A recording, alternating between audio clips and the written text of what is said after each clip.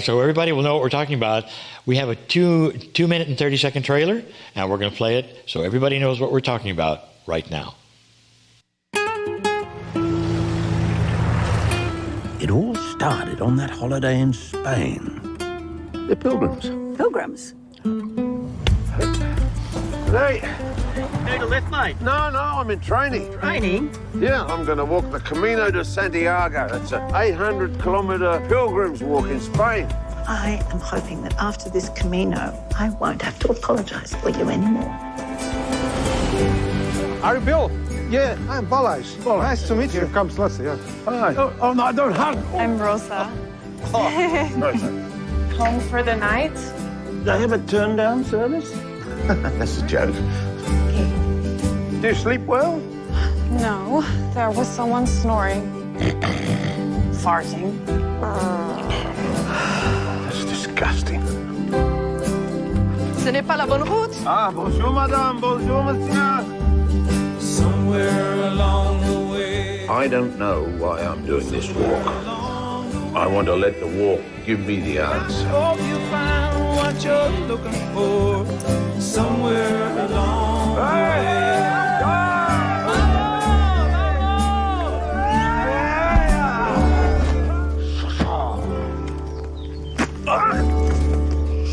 That is bone on bone. You will not be able to continue your Camino. We'll see about that. That's the hardest thing I've ever done in my life. The water. I need water.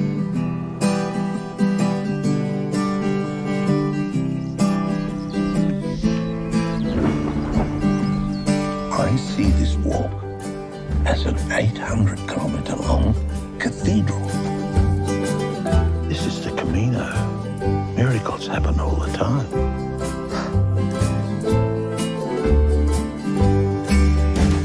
Somewhere along the way. Safe journey. My friend. My friend. I hope you find what you're looking for. Hey, sweetheart. I'm a pilgrim.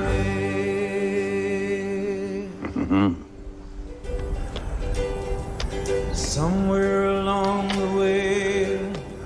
Somewhere along the way. I hope you find what you're looking for. So I have a confession to make. I think I watched that trailer about 20 times, Bill. It was so intriguing to me, everything that you are achieving and conveying with this film about your journey. You didn't even know why you were doing it. You just knew you had to do it. So my next question is, how are audiences outside of Australia and New Zealand able to watch the film?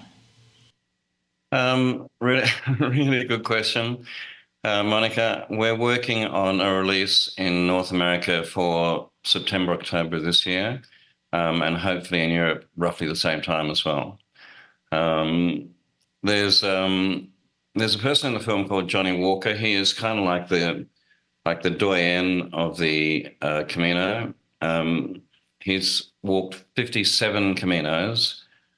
Those who are familiar with the film, he comes in as a character later in the piece, and he says something which is personally quite revelatory. But he is at the moment motivating all the Camino chapters pretty much around the world to get ready for them, to get the film ready for them for release later this year. Mm-hmm. Wonderful, wonderful. Now, in the film, which Lee and I have been very privileged to get early access to, there is a beautiful scene where Bill meets a lady by the name of Rosa, and she's asking Bill, "What do you do?" And Bill responds, "I'm a filmmaker." In the movie, she asks Bill, "What kind of films do you make?" And Bill's response is that he's working on a film about intuition.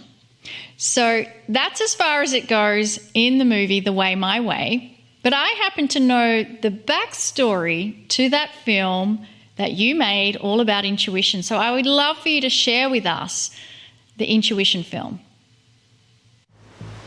Several years ago, my intuition saved my life. As I was driving, I heard a voice which told me to slow down. If I hadn't listened to that voice, I would have been killed. I began to wonder, what was that voice? Where did it come from? And why did it save my life? Over the next several years, I traveled the globe trying to find answers to my questions.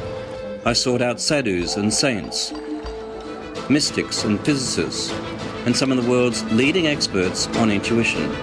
You hear that voice, everybody hears that voice. Where do you think that comes from? That's your survival intuition trying to help you survive. The voice that you had could have been many things. Number one, it could be your own intuition, your own soul. At some level, you might say we're being taken care of. In making this film, I discovered something quite extraordinary, that we each have an innate system that tries to protect us and guide us through life. It's like the soul's GPS. I called it our PGS, our personal guidance system. Intuition is a guidance system. It's your best friend you'll ever have. It's your inner voice, and you need to consult it on everything. It seems to me that the soul comes in with a purpose. The purpose of intuition is guiding us to our purpose. When you're guided with that GPS, that grace happens. When grace happens, it means now life is not in pieces, life is in peace. We are born knowing that we are inherently on a journey of creation, that is what we're doing here, that our thoughts create form, that our soul is on this path of creation. We are born knowing that, which is why we are so terrified to make a choice. Our intuition tries to guide us in our choices. But how do we tap into it? In this film, I'll take you through the process in 5 stages. Stop, listen, ask, trust, follow. I went on a journey to find the voice that saved my life.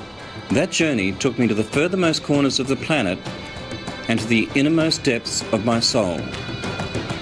Making this film changed my life. Watching it could change yours.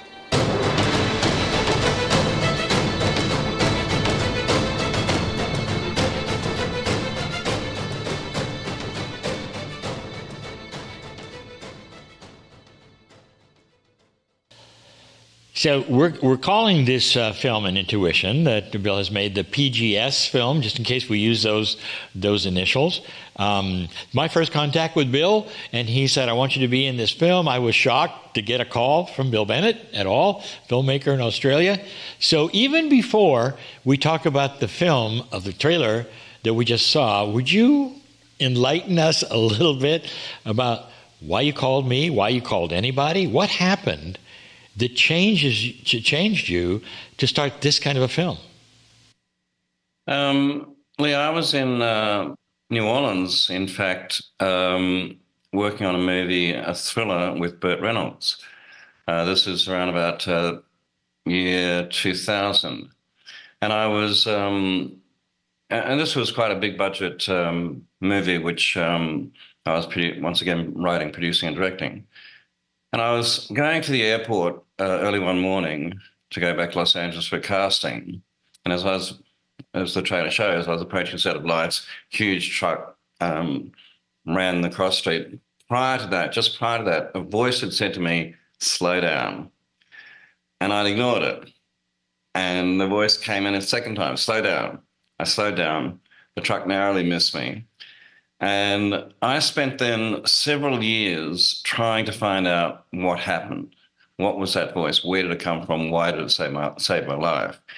I'd been quite successful very successful, in fact, at getting films made prior to that. But with this film, I had a blockage. I couldn't bring the film together. And I was getting absolutely exasperated.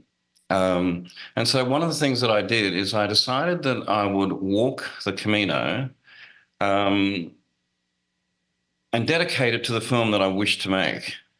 I decided that I would walk the Camino intuitively, not plan anything, be led totally by the way, the Camino being the way, that I would allow things to unfold according to my intuitive impulses, which was terrifying for me, because as a producer and director, I'm a maniac for planning. I don't have a plan B. I have a plan B, C, D, and E. an F. So for me to walk the Camino intuitively was something that was like I was jumping out of my skin with terror at the prospect of doing this. But what it meant was that I met people that I wouldn't have met. I went places that I wouldn't have gone, and I had a profound experience, a spiritual experience, really, that I would not have had I not dedicated that walk to this film that I wish to make. There is something so liberating in getting out of your comfort zone, almost being completely trusting that spirit has a plan, even if you don't. And then you go the distance and discover spirit did indeed have a plan. So where did Kryon fit into all this? Well, it's really interesting, Lee. My wife, we've been married for 42 years now. She had been following your audio broadcasts, your online audio channelings, pretty much since that year 2000. And I don't mean to be disrespectful, but I was not a fan.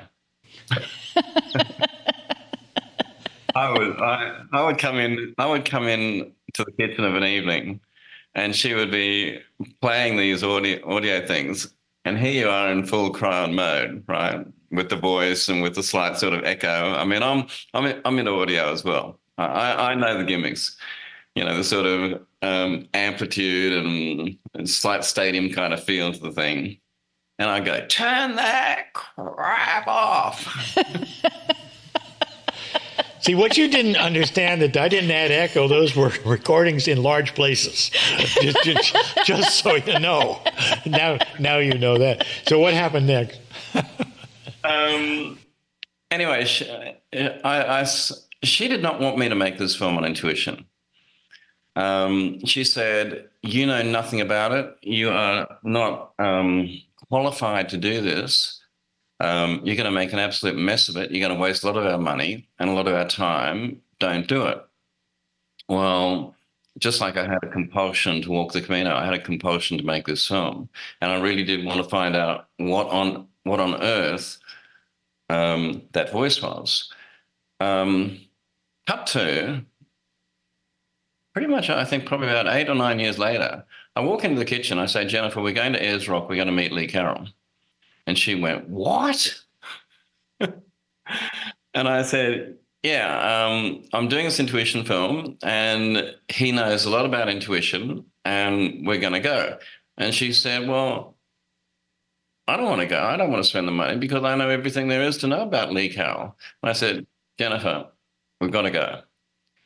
And Lee, I don't know whether you know the backstory of this, but I had been trying to going through all the correct channels to get an interview with you for quite some time. And I've been knocked back. And so our trip to Ayers Rock to meet you was totally speculative. I didn't have an interview lined up with you. And I went to the first session, and you had a break, and you were sitting by yourself to the side, I think probably preparing for the next session. And I walked up and I said, hi, I'm Bill Bennett. I'm a filmmaker. I'm doing a film on intuition. Would you like to be interviewed? And you said, you took one look at me, and I think what happened, Lee, correct me if I'm wrong, but you either Kryon said yes, or you got a reading on me that said yes, but you said yes. And then we did the interview, I think, in your lunch break. And then towards the end, right at the end of the interview, and the interview was extraordinary, I got to say. And your presence in the film is, you are able to say things in such a clear, concise, and communicative way that your input into the film is just wonderful. But at the end of the interview, we get up and we hug. And at that moment, Jennifer comes into the room and sees me hugging Kryon.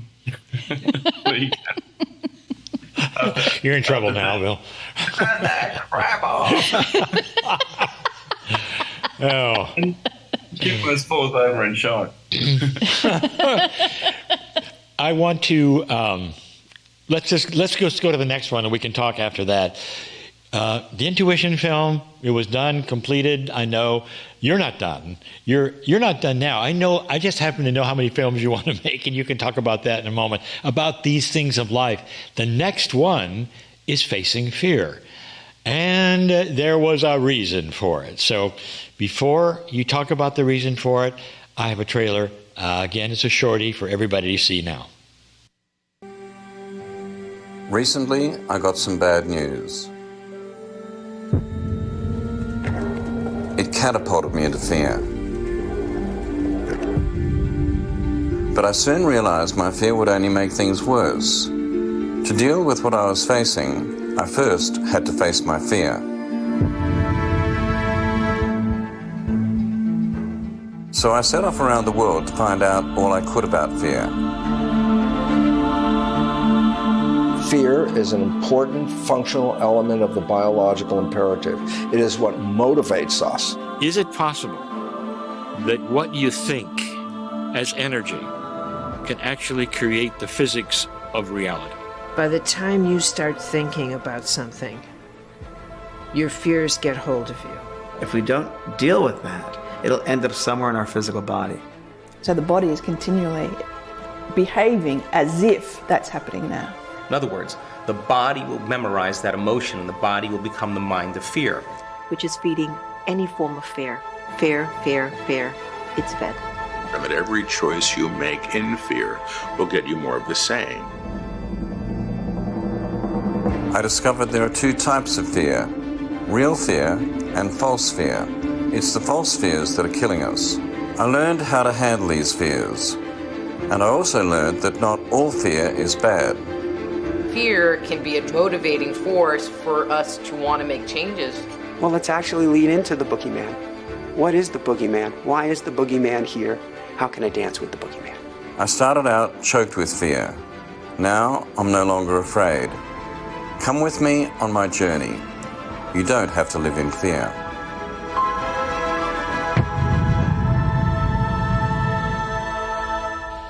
Okay, Facing Fear is very personal for you. This wasn't just a subject you wanted to cover. There was a reason. You want to tell us why? Well, in making PGS, I realized that one of the greatest obstacles for somebody accessing intuition is fear. And so I decided that I would explore fear in the same way that I had explored intuition. Having made that decision, some several months later, I was diagnosed with Parkinson's disease.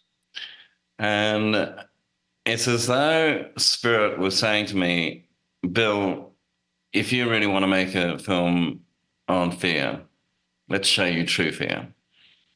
And it was fear. It was true fear. But a very interesting thing, Lee, just prior to that, after doing the PGS film, and the PGS film did change me profoundly, there is a linear progression in my spiritual development, if you want to call it that. The first is deciding to walk the Camino, which opened me up to possibilities, which led to the making of PGS. And by the way, I had spent, prior to walking the Camino, I'd spent 7-8 years trying to get that film made. Within 12 months of walking the Camino, we were in production on PGS. PGS then led to fear. But while I was, and here's the thing, after PGS, I started to meditate. And in a deep meditation, I asked my angels, my archangels, my spirit guides, my masters, to bring forth that which would accelerate my spiritual growth. It wasn't that long after that I was diagnosed with Parkinson's disease. So this film that had started off kind of as a conceptual piece suddenly became very personal. Yeah, I'll say.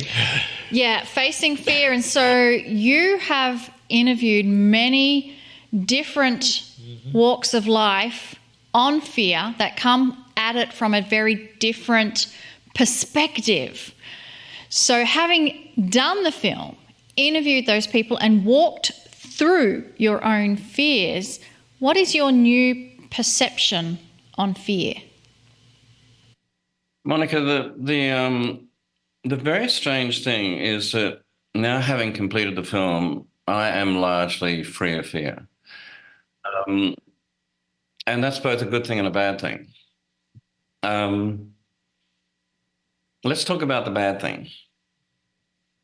In being free of fear, I have found, strangely, that my emotions have become flattened.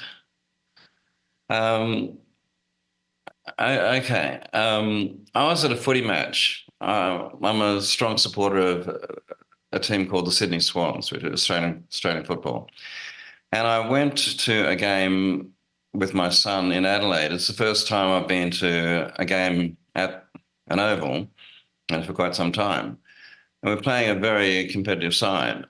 And I discovered something really quite interesting, that I was clapping the other side when they got a goal and won.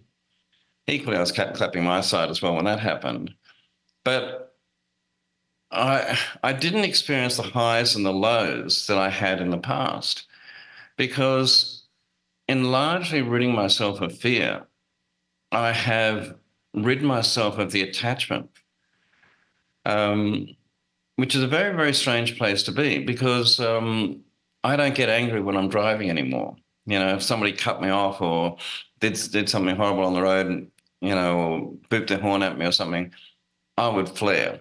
I don't do that anymore. What I do now is I go into that person and I go, maybe your boss screamed at you that morning, or maybe your wife or husband is leaving you and you're agitated, you know. So it's a very, very strange thing. But the big thing that I've learned in making the film, and I think this is one of the reasons why I have let go of fear, is that I have discovered that, and I say this in the film, that fear is a function of loss and a construct of time. Now, in saying that, what I mean is that fear lives in the past through history, through your personal history, and it lives in the future through anticipation based largely on your personal history, but it doesn't live right now. So if you can get to a place where you disassociate yourself from time, in other words, you don't worry about what's happened in the past, you don't worry about what's going to happen in the future, you can largely live without fear. Now, but here's the big thing that I learned, and that is that I have yet to find a fear that's not based in some form on loss. So if you can rid yourself of the fear of loss, of whatever loss that might be, it might be loss of respect, it might be loss of your money, it might be loss of a relationship, it might be loss of life, which of course is one of the big ones. If you can find a place where you are no longer tied to that attachment, whatever it is. See, I no longer fear death. I no longer fear loss of reputation or status. I no longer fear loss of abundance, these things. When you get to that point, you get to this point of extraordinary freedom, which is where I'm at right now. And that's probably what has allowed me to make the way my way in the manner that I have, because I've got to this point of understanding, I think, that in the end, none of it really matters. I want to do something, Bill, and I want to talk to our audience. I don't talk to you.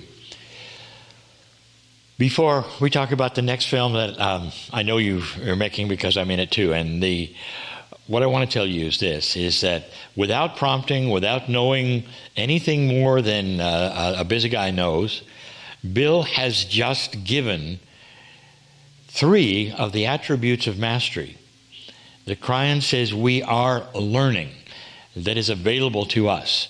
It's profoundly defined in what he just told you on his own. The first attribute of mastery, the one he just defined so well, is that mastery does not react. Mastery observes. And that explains everything that happened to him in what he calls the footy match, which is a football game. It also explains not getting angry at the person who cuts you off. So many of us are experiencing this very attribute. So congratulations, my friend, on being so current on the teachings and what's going on the planet right now. Now, I'm going to ask you, what's the next film, and give me the lineage of what you want to do in films as well. I'm calling this series that I'm working on, I'm calling them my journey films, because each is a personal exploration of, I think, I call them behavioral columns of life. So there's intuition, there's fear. I'm currently working on the third one on hope, which Lee had given a fantastic interview on. The film Beyond Hope is on purpose and life's purpose. Why are we here? What are we doing here? The next one, which I think is going to be the hardest one, is on love. What is love? It's more than romantic love. I think that's going to be very, very difficult. And the last one is on death. And I call them my journey films because they're the soul's journey. It's a cyclic thing, and they're all intertwined, interweaved. There are going to be people that, interviewees that I hope will be in all of the films, yourself included. And you see, I don't have the right to tell people what to do. I don't set myself up as some sort of guru or teacher or anything like that. What I'm doing in these films is following a personal curiosity. And if people glean something from that and it helps them and benefits them, then fantastic. But I'm not telling people what to do. This is not proselytizing. This is curiosity, really. I think that is the hallmark of a light worker, an old soul, a spiritual seeker, is this curiosity. Because once you have the curiosity and you start exploring the questions, is there more? Am I missing something? Show me what there is. That's when the answers start coming. And Bill, I just want to commend you on having the courage to put all of your curiosities into filmmaking so that it can reach others who would probably never listen to a Kryon channel. And Lee and I, we understand that we have so many different ways. We are on an awakening planet where we are being reached by messages exactly how we need to be reached. And if I can just interject this, there is a little bit of reading for a future. It either has already happened or it will. And this is what Kryon has talked about, is that because of your commercial success on this film in Australia and going into North America, you will be offered another mainstream film. And in that, I think that you can bring this beautiful new awakened energy into whatever part you play in the making of that film. That's coming too. Just be ready for it if it isn't already known to you. Lee, it's really interesting because I have always tried to put some meaning and some depth into all of the work that I've done. But prior to doing PGS, I had been doing thrillers, romantic comedies, these sort of films.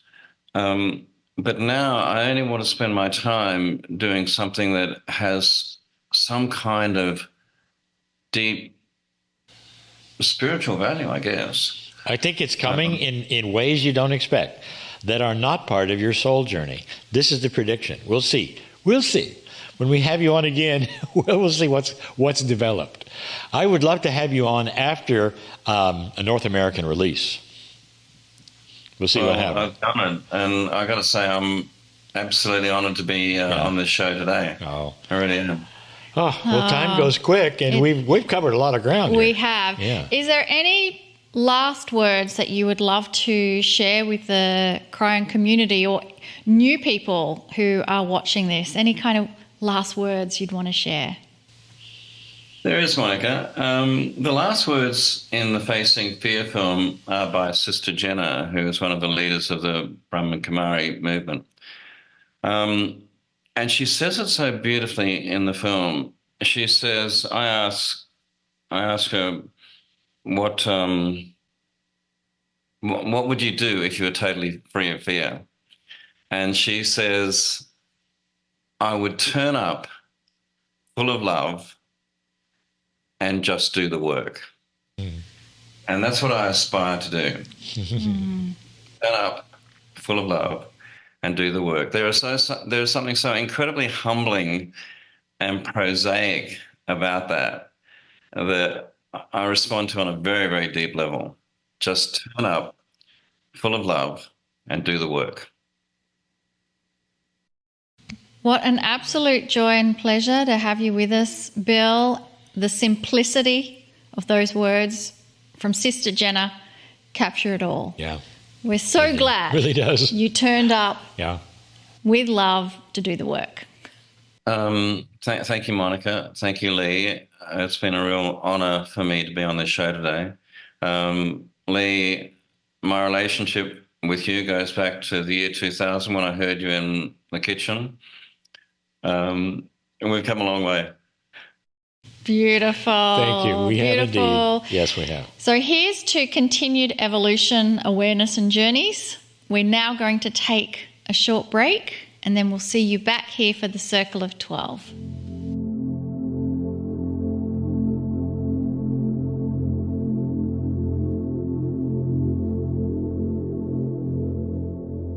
Welcome, everybody, from the break. Thank you, Bill Bennett, so much for being on our program. I love being with you, my friend.